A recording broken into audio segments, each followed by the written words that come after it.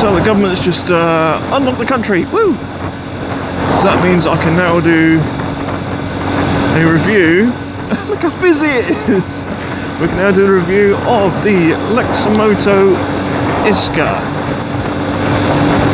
Now, I used to ride push bikes a lot, but I damaged my wrists and they told me that I can't ride push bikes anymore. So I went hunting around for 125s to buy, because I used to ride them a long time ago. And while I was searching for 125s, I came across Spicy 110, 110. I came across his channel, and at the time he was reviewing lots of these little Lexmoto bikes. And then that led me on to the Lexmoto YouTube channel, and I found they had a whole range of them. Brilliant! So this one is called the Isca, and yeah, Isca is the old Roman name for a city called Exeter in Devon, which is where Lexmoto are based. A company called Lexeter with 2 L's, and they're based just outside of Exeter. They call this one the Isca, and it's not a bad bike. I'll tell you the good things about it very briefly, and then I'll do a little run out. We'll go around some corners and I'll show you some things, and I'll talk a little bit about maybe the other bikes in their range, but I don't know a lot about them, having not ridden them. Everyone's going to say, what about the LXR, I think it is. People are going to say, what about the this one's off-road brother or hybrid brother. Anyway, Jesus, it's busy. It's absolutely nuts.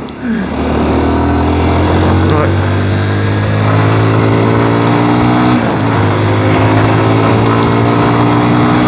The first thing to say is that it's a 125. I guess the second thing to say is it's not a very fast 125. But then I don't think it's meant to be, I'll be honest.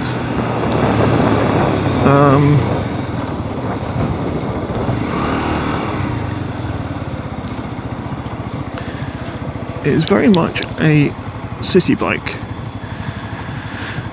It doesn't have a high top speed. On paper it's 100 kilometers an hour, which is 62 miles an hour, which is a bit crap considering some 125s, even in Lexmoto's own range, can get up to 70. But then this bike isn't for doing 70 miles an hour, it's designed for going around city streets. It's a naked bike, it's nice and slim.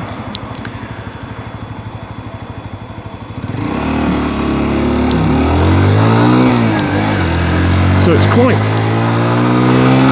bulky, but it's not fast. But we don't want it to be fast. If you're nipping through traffic, you don't need top speed at all. Not really.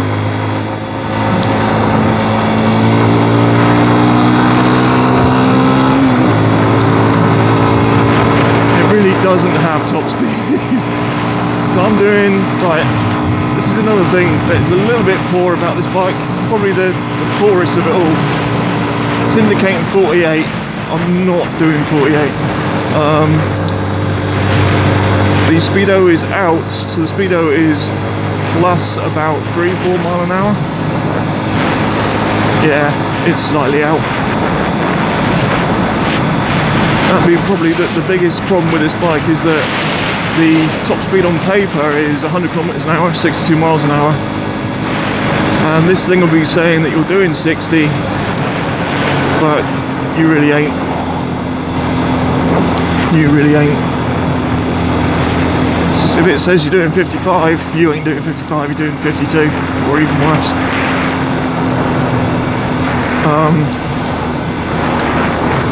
Now from personal feel, from riding bikes, driving cars an awful lot over the last 10 years. I find that if I'm sat at about 32, 33 mile an hour, that's about 30. Google kind of agrees with me that it's about 30. Speed cameras agree it's about 30. It's a great fun little bike. I want to do the LXR. Is it the LXR? That's the sporty one. So it's still a 125, but I think it was originally a chassis for a 300 or larger.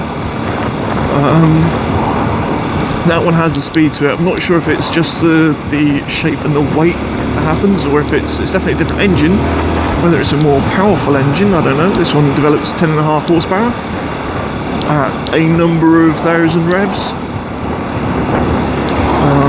I'll have to have a look back at the office. I mean, most of the bikes have either got the same engine or the same power anyway.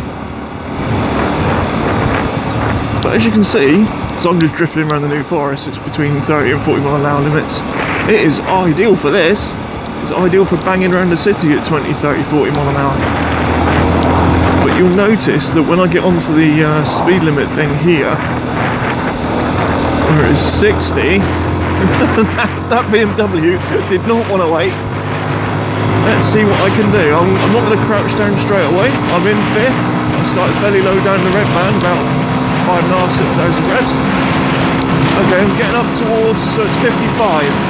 So this is where some people say it's acceptable cruising speed is. I'm not too sure about that. So here we go, 57, which I believe is about 55 miles an hour. 8,500 revs. It does not want to get any faster. I am 6 foot 15 stone. Right, tell you what, heading up a little downhill. I'm going to put my head down now. Here we go. 59 indicated, 60 indicated. That's it. I am not accelerating anymore. So I'm not sure. Yeah, I'm not accelerating. I'm literally doing the speed limit.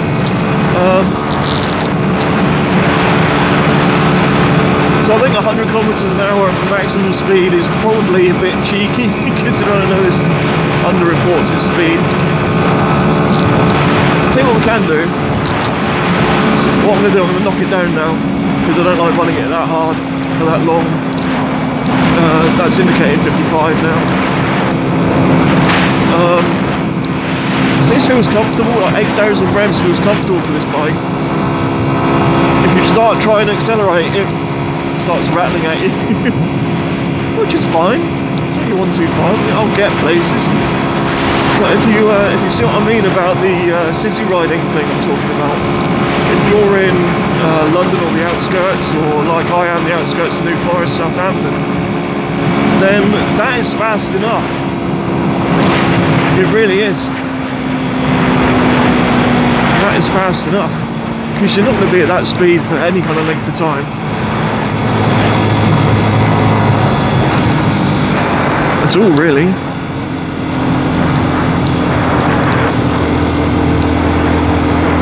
So yeah, it's not a quick bike. Obviously, if you've got a bit of wind or anything, if you've got a bit of wind, fart jokes. If it's a bit windy, well, it's a little bit windy today, then a gust of wind will take your top speed right down very, very quickly. But again, if you're in a city and you're sheltered by buildings and whatnot, that ain't an issue. It really is not an issue.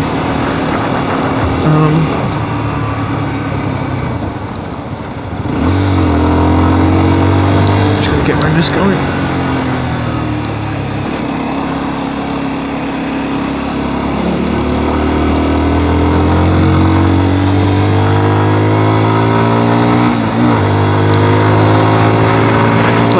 Fun to ride.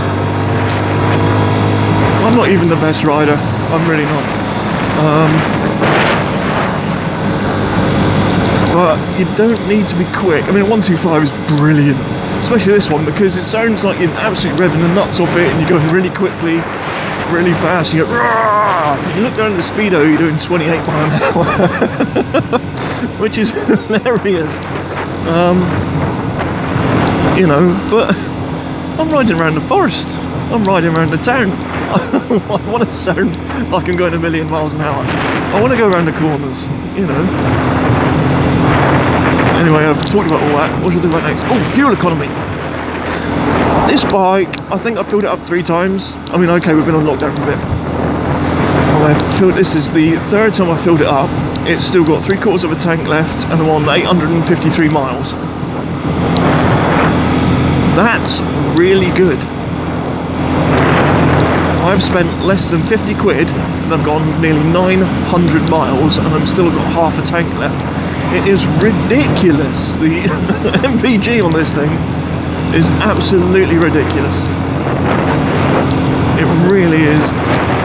And good too. I mean, when I used to ride my push bikes, I was spending £5, £6, £7 a day on lunch just to cover the calories I was using on my push bike.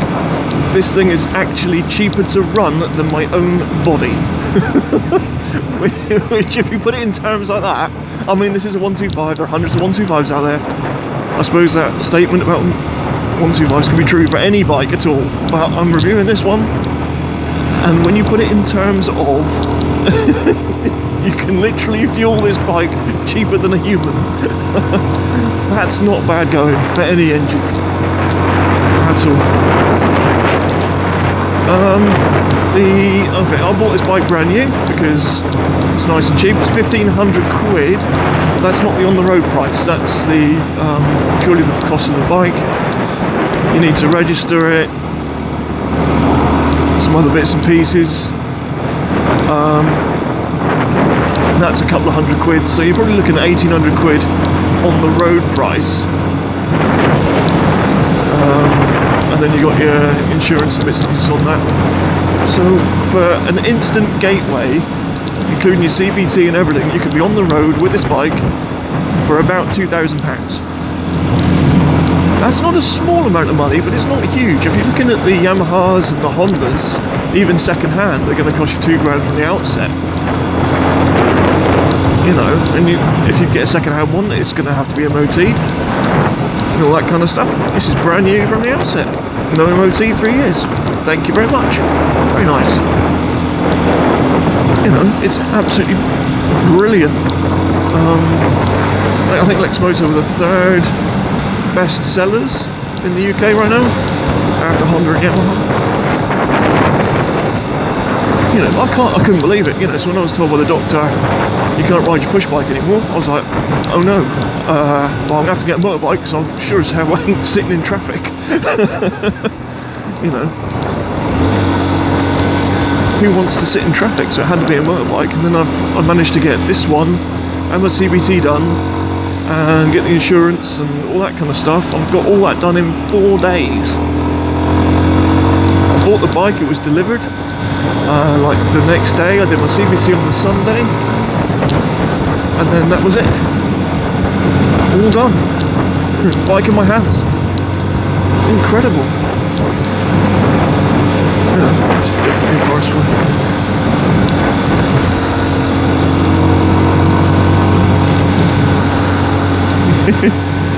So I got some other guys on bikes here.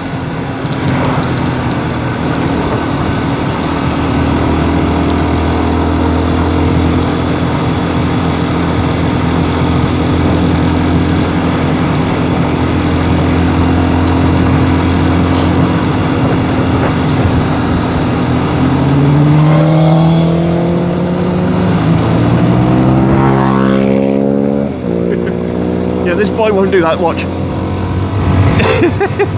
Yeah, it won't do that. I'm going to go down my favourite bit of road. We're at Beaulieu Road train station. Hey! Police are out.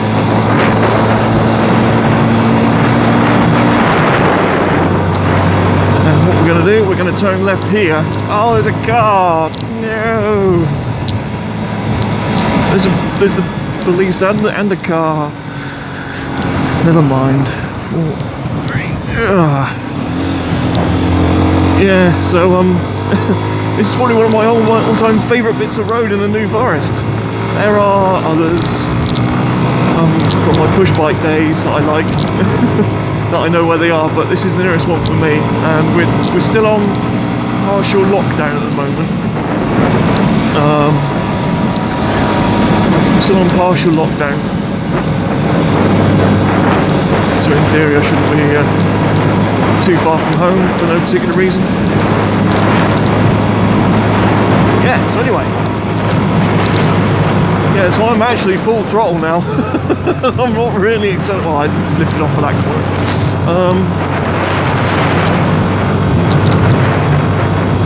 Yeah, where was I? Oh yeah, it's not quick. That also means it's not stressful at all. So instead of me having to go, racing up the corner, how tight is it? All this kind of stuff. What's my grip like? What's my throttle like? Am I going to brake? How heavy is this one? I don't need to worry about 3/4 of that. You know, I'm on a 125. It doesn't go that fast.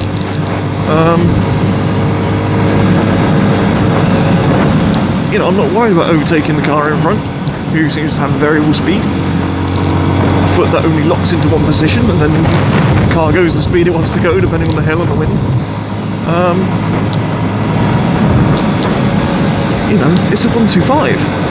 It's great stuff. You want to drive around town, you stick it third or fourth, leave it there. It's like a, you know, you can pull away in second if you really want. I wouldn't recommend it.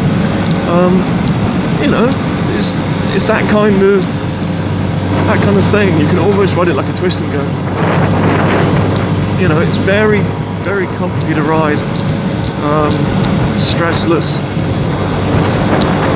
So I'm planning on going down to Exeter. I've got a couple of friends who live in Exeter. I'm planning on going down to see them on this very bike.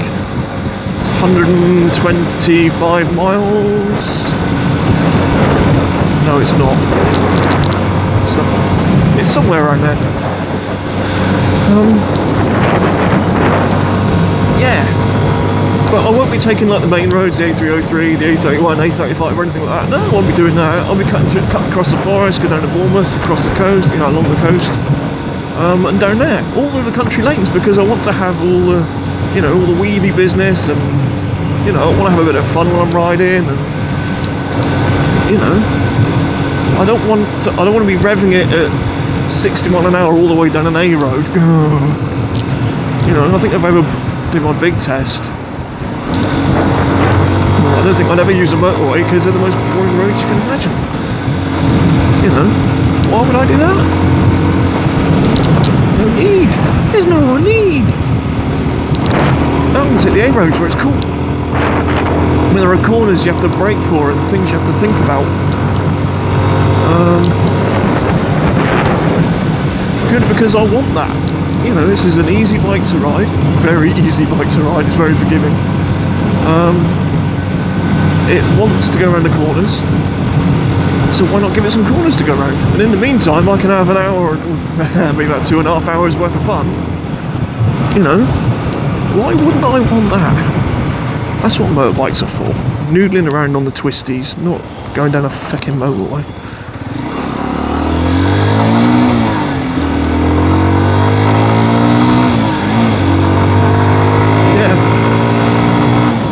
Back to this bike. So bought it brand new.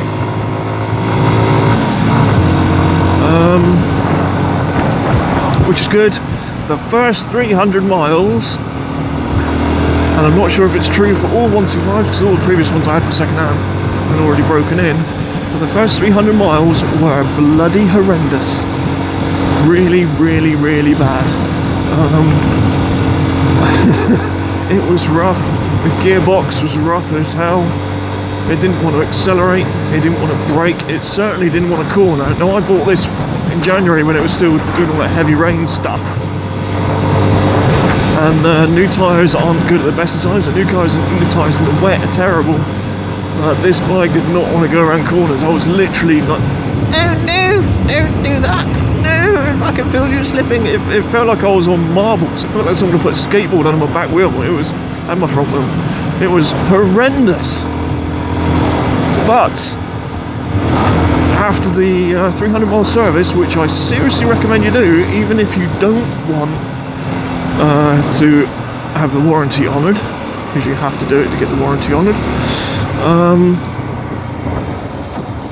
Definitely do it. Definitely get a dealer to do it. Here we go. Here's how it deals with hills. I'm deliberately running the third and fourth gear right up to the top, because if I change in the fifth at any point on this hill, we ain't moving. 47 indicated. 46 indicated. This is the top of the hill, man. It's not even the steep bit, and you see what I mean? It just cannot pull at all. 48, I'm reaching the crest, so now it's accelerating. Yeah, see what I mean? Yeah, so anyway, the 300-mile service. Oh, Jesus. I was thinking that maybe the bike was ruined, or it was a bad one. I mean, it's a Chinese bike, right? They have a history of not being brilliant. So had I got myself a bit of a lemon? Am I going to spend half my time returning it, like you hear the horror stories online? Is that a thing I'm going to be doing? You know, but I had it serviced in Southampton. There's only one Lexmoto dealer in Southampton, and they took it in, they did some bits, and do you know what? They did a very good job. The bike was a lot better. Like a lot better.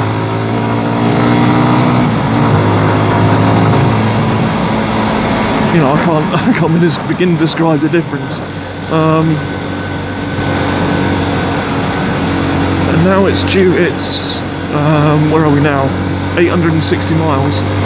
It's due another service, I think, at 950. 1,500 kilometers, so it's about half 750.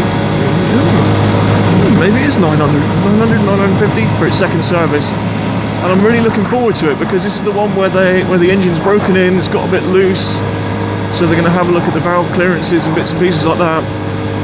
And this is its first proper service. And I'm looking forward to seeing how the bike behaves after that. Maybe they can even squeeze a couple more mile an hour out of it. You know, its acceleration is fine, to be fair. But if I can have a couple more mile an hour out of it, if it could actually reach 62 miles an hour, that would be lovely. That would be lovely. But we'll see what happens. Maybe my valves are not closing properly, or you know. But this is what the second service is for. This is for tidying up all the loose ends. The engine's been warm and closed. It's done a few cycles. It's been running at speed, and it's high revs, and it's done slow revs, and all this kind of business. You know, it's at that point, once you got your first oil change out of the way to get the metal out of it, this is the one that really beds it in. So I'm really looking forward to seeing how this bike behaves after that. So, where are we at with this? Oh, yeah, I'm actually, right, okay, so this route here is slow speed and a little bit twisty.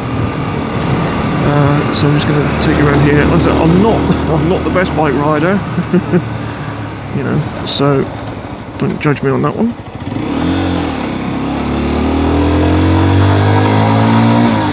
Someone will probably say, oh, you should have done your gear change before the corner and then pulled your clutch up instead of clutching out in the middle of the corner. Yes, I should have. I'm aware of that. You know, things to improve on.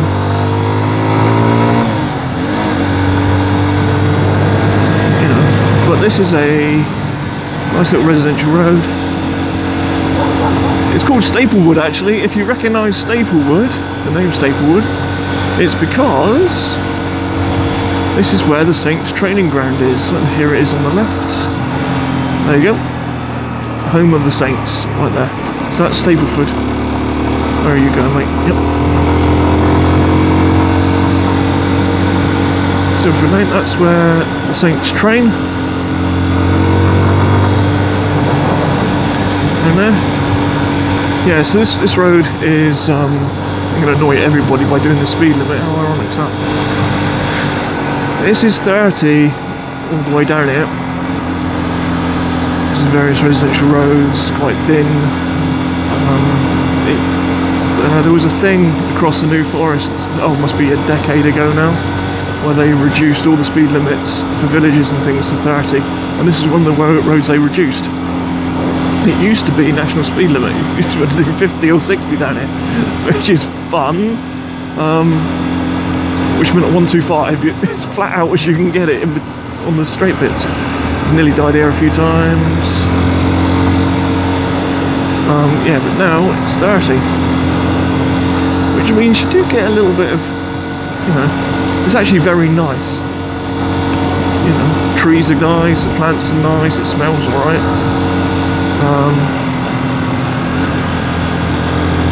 But you can actually oh. There are bits like that. Oh, good. The old railway line, as they're trying to reopen this one, I don't think that's ever going to happen.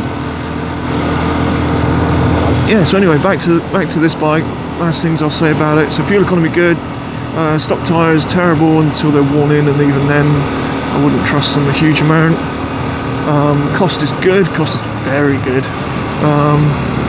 Balance, lean in, size of the seat, I'm 6 foot and it just about fits me. I think if I was any taller, if I was 6'2", I'd probably need to go for the LXR. I remember its name! The LXR. The seat's quite low, which aids its stability when you're going around town and things. But it does mean that if you're 6'2", your knees will be under your armpits, and you don't want that. Nobody wants that, because you get stinky knees. Yeah, so that's about it, really. We're allowed out on our bikes now, so feel free to go out and have a ride. Let me know what you think of the Isca in the comments, or any other bike. If you disagree with me, let me know. That's what we're here for, is opinions. You know. Otherwise, have a very good day. Enjoy your rides. And I'll shut up and you can watch me ride until the end of the video.